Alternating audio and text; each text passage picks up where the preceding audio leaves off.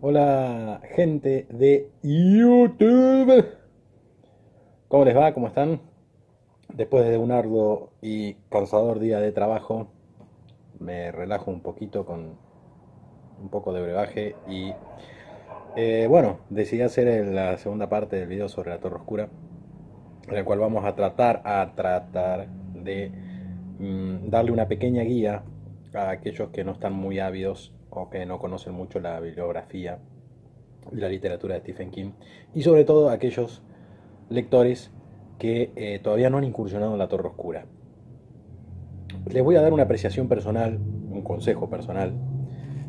Ustedes pueden disfrutar la Torre Oscura tranquilamente debido a su historia y debido a toda su aventura, sin ningún problema, pero lo ideal sería que tengan ciertas lecturas complementarias antes de empezarlo. ¿Por qué? En mayor o en menor medida, así sea por solamente alguna frase o así sea solamente por el nombre de un personaje, a veces vemos una gran conexión, que son los que les voy a nombrar ahora, pero yo les diría que casi todos los escritos de Stephen King, casi todos, novelas y cuentos, tienen una interconexión con la saga de la Torre Oscura. Es un, si se quiere, algoritmo enorme, tremendo. Es un Kimverso. En general, nosotros le decimos Kimverso, que es el gran multiverso de Stephen King con sus personajes y sus historias y sus relatos que siempre terminan encajando como ladrillos en esta torre oscura y en esta historia. Si ustedes pueden conseguir por internet es un cuadro, un diagrama realizado por Gillian James, una artista que ha hecho un trabajo extraordinario realizando las diferentes conexiones entre los personajes de la Torre Oscura con las diferentes ramas de los libros de Stephen King que se conectan. Yo les voy a nombrar ahora, voy a tratar de explicarles un poco unas pequeñas cositas de la Torre Oscura y los libros que a mi consideración ustedes deberían leer antes para poder tener un disfrute pleno de esta historia. ¿Mm? Eh, Stephen King utiliza un fundamento que es primordial, que es el prim. ¿Qué es el prim? El prim es la oscuridad detrás de todo, el inicio, el Big Bang, en su universo. En su universo. En esta oscuridad, en este prim, en esta nada, nace Gan.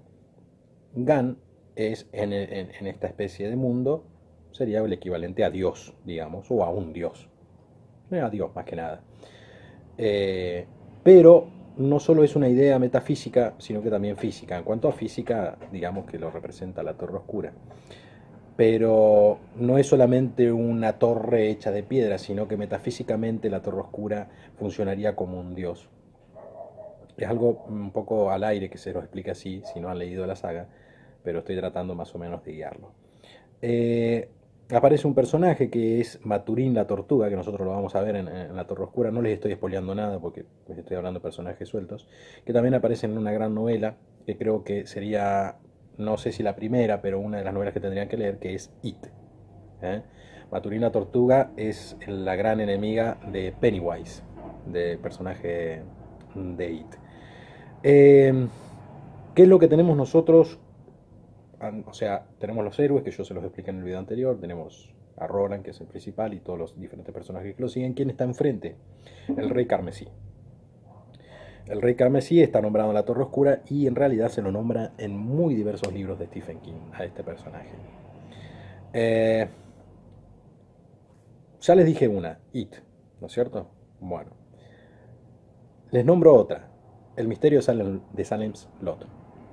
Estoy hablando de novelas muy específicas y de cuentos y relatos muy específicos, porque después en realidad todo está conectado, pero estos son los principales que a mi consideración ustedes deberían leer antes de empezar la saga, porque la van a encontrar a medida que avancen en la saga, cómo se producen estas interrelaciones. It, El misterio de Salem Lot, de hecho, en el misterio de Silent Lot tenemos al padre, creo que Flanagan me parece, Callahan, perdón, Flanagan. El padre Callahan, que es uno de los protagonistas de esta novela, que no tiene una frase, sino que tiene toda una importante aparición en la Torre Oscura. It, el misterio de Silent Lot. Eh, Apocalipsis, conocido aquí en la Argentina como La Danza de la Muerte, en donde nosotros conocemos el personaje de Randall Flagg.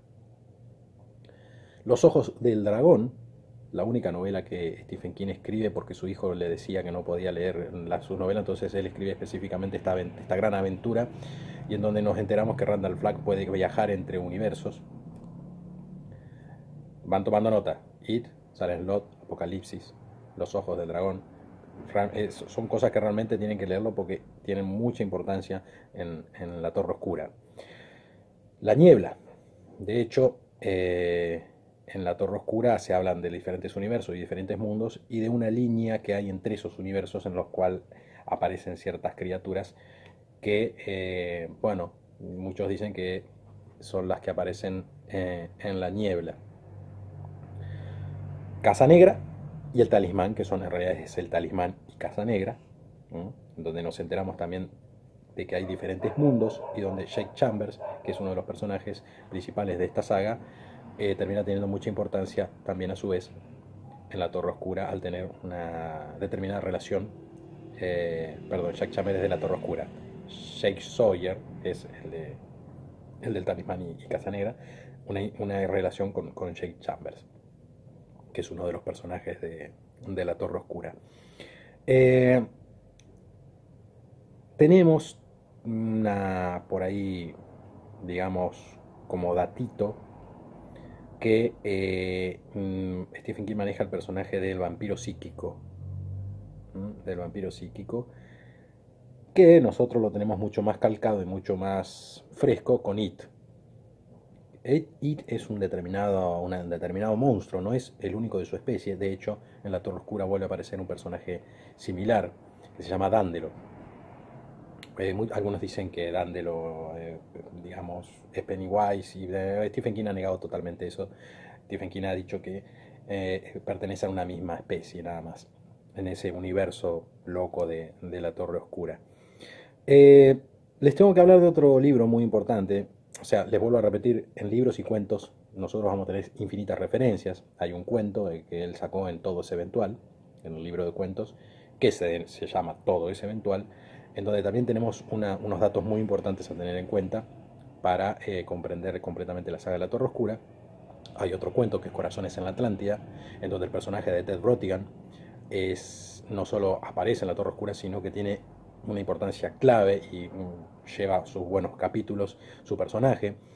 Ya les digo, está todo interrelacionado. Hay un libro de Stephen King que se denomina, y que yo no lo nombré, primeramente porque no lo tengo en papel, que es uno de los mejores libros que él ha escrito, pero siempre y cuando conozcamos la Torre Oscura, porque cuando uno lo lee suelto, así, en realidad uno no entiende mucho de lo que está pasando, y no entiende mucho de los personajes, y no entiende mucho de las intenciones de esos personajes, y además es una novela muy larga, y estoy hablando de Insomnia. En Insomnia tenemos un personaje que no puede dormir, empieza con un insomnio muy severo, y al no poder dormir, al tener esta privación de sueño, comienza a tener una especie de sexto sentido, empieza a ver auras, y un par de, ¿cómo puedo decirles?, doctores o de médicos lo reclutan para tratar de impedir el asesinato de un personaje particular, de un niño particular en Insomnia, que posteriormente tendrá un gran peso en la saga de la Torre Oscura, que se llama Patrick, y que tiene un gran peso en la saga, y no solo en la saga, sino en el final de esta aventura, de esta saga de la Torre Oscura. En un momento Stephen King coqueteó